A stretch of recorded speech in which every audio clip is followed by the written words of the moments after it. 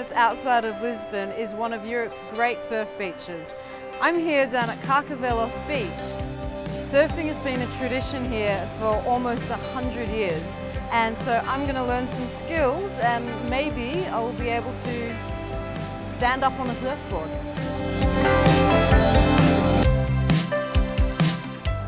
Pedro?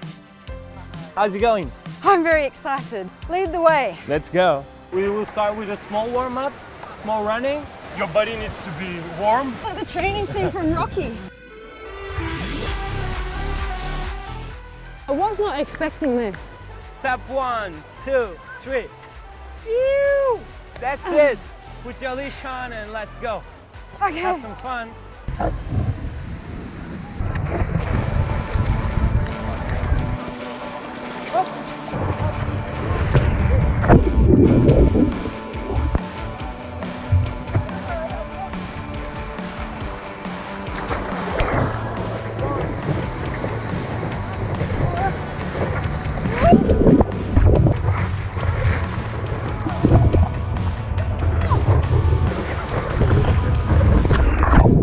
It's so much harder than it looks. Like Pedro just gets up and is like, woohoo!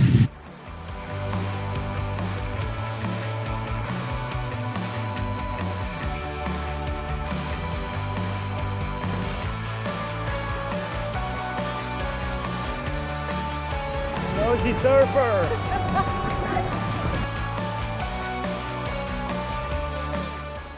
It's actually a lot harder than he makes it look. You're out there, you've got to get on the board, paddle, paddle, paddle, wait for the wave, and then at the right time there's Pedro in the background going 1, 2, 3, and me going, woo, what's 1 again?